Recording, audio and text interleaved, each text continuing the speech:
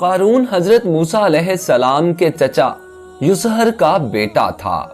قارون بہت ہی شکیل اور خوبصورت آدمی تھا، اس لیے لوگ اس کے حسن و جمال سے متاثر ہو کر اس کو منور کہا کرتے تھے۔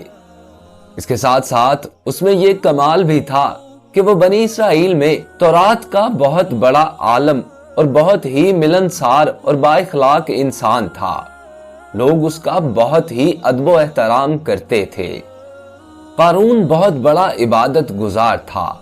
اس نے 40 سال تک پہاڑ کی غار میں رہ کر عبادت کی اور بنی اسرائیل کی قوم میں عبادت کے اعتبار سے سبقت لے گیا۔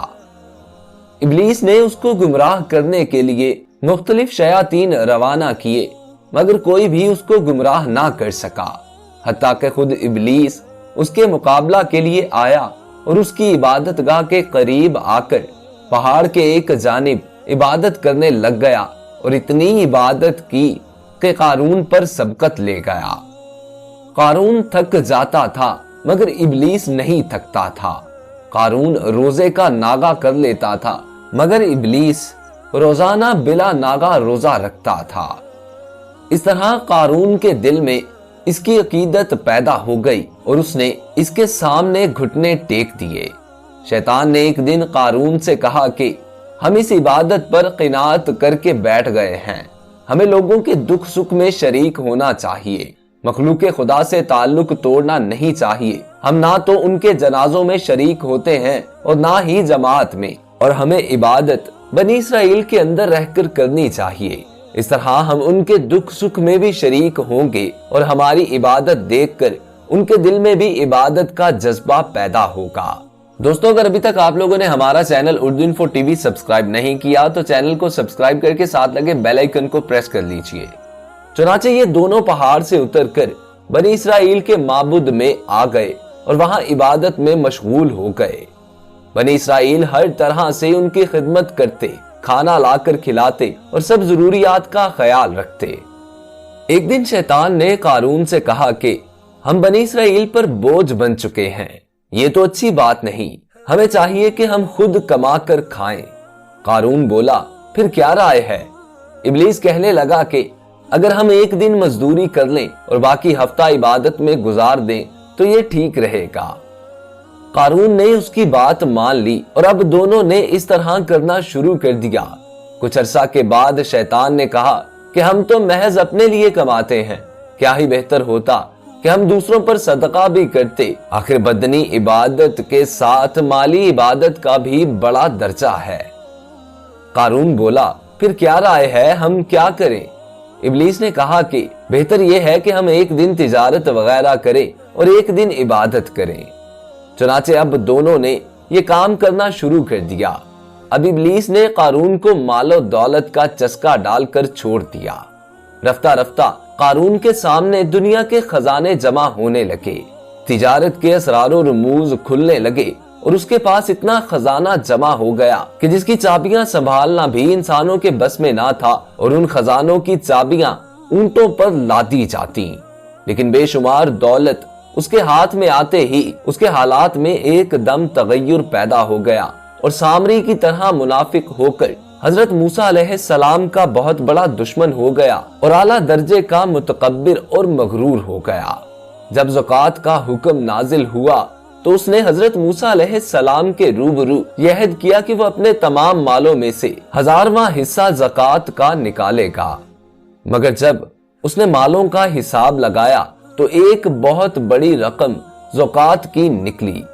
یہ دیکھ کر ایک دم اس پر حرص و بخل کا بھوت سوار ہو گیا اور نہ صرف زکوٰۃ کا منکر ہو گیا بلکہ عام طور پر بنی اسرائیل کو بہکانے لگا کہ حضرت موسیٰ علیہ السلام اس بہانے تمہارے مالوں کو لے لینا چاہتے ہیں۔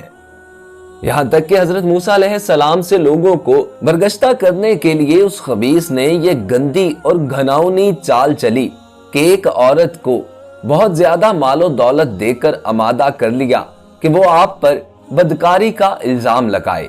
چنانچہ عین اس وقت جبکہ حضرت موسیٰ علیہ السلام وعظ فرما رہے تھے، قارون نے آپ کو ٹوکا کہ فلانی عورت سے آپ نے بدکاری کی ہے۔ حضرت موسیٰ علیہ السلام نے فرمایا کہ اس عورت کو میرے سامنے لاؤ۔ चुनाचे वो औरत बुलाई गई तो हजरत मूसा अलैहिस्सलाम ने फरमाया कि ए औरत, उस अल्लाह की कसम जिसने बनी इसराइल के लिए दरिया को फाड़ दिया और आफियत और सलामती के लिए दरिया के पार कराकर फिरऔन से निजात दी, सच सच कह दे कि वाकया क्या है। हजरत मूसा अलैहिस्सलाम के जलाल से औरत सहम कर कांपने लगी और उसने मजमाए आम में साफ साफ कह दिया कि ए अल्लाह अज़्ज़ व जल के नबी, मुझको कारून ने कसीर दौलत देकर आप पर बहतान लगाने के लिए आमादा किया है। उस वक्त हजरत मूसा अलैहिस्सलाम आप दीदा होकर सजदाए शुक्र में गिर पड़े और बहालत सजदा आपने ये दुआ मांगी कि या अल्लाह, कारून पर अपना कहरो गजब नाजिल फरमा दे। फिर आपने मजमा से फरमाया कि जो कारून का साथी हो वो कारून के साथ ठहरा रहे और जो मेरा साथी हो वो कारून से जुदा हो जाए। चुनाचे दो खबीसों के सिवा तमाम बनी इसराइल कारून से अलग हो गए। फिर हजरत मूसा अलैहिस्सलाम ने जमीन को हुक्म दिया कि ऐ जमीन, तू इसको पकड़ ले। तो कारून एकदम घुटनों तक जमीन में धंस गया। फिर आपने दोबारा जमीन से यही फरमाया तो वो कमर तक जमीन में धंस गया। ये देखकर कारून रोने और बिलबिलाने लगा और कराबत और रिश्तेदारी का वास्ता देने लगा, मगर आपने कोई इल्तफात ना फरमाया, यहां तक कि वो बिल्कुल जमीन में धंस गया। तो मनहूस आदमी जो कारून के साथी हुए थे लोगों से कहने लगे कि हजरत मूसा अलैहिस्सलाम ने कारून को इसलिए धंसा दिया ताकि कारून के मकान और उसके खजानों पर खुद कब्जा कर लें। तो आपने अल्लाह ताला से दुआ मांगी कि कारून का मकान और खजाना भी जमीन में धंस जाए। चुनाचे कारून का मकान जो सोने का था और उसका सारा खजाना सभी जमीन में धंस गया। इसको कुरान की जुबान से सुनिए। अल्लाह ताला का इरशाद है कि हमने कारून को इतने खजाने दिए थे कि उन खजानों की कुंजियां एक मजबूत और ताकतवर जमात बामुश्किल उठा सकती थी। हजरत मूसा अलैहिस्सलाम ने कारून को नसीहत फरमाई, जिसका कुरान मजीद में जिक्र कुछ यूं है। जब उससे उसकी कौम ने कहा कि इतराओ नहीं, बेशक अल्लाह इतराने वालों को पसंद नहीं करता, और जो माल तुझे अल्लाह ने दिया है उसके जरिए आखिरत का घर तलब कर और दुनिया से अपना हिस्सा ना भूल, और एहसान कर जैसा अल्लाह ने तुझ पर एहसान किया, और जमीन में फसाद ना कर, बेशक अल्लाह फसादियों को पसंद नहीं करता।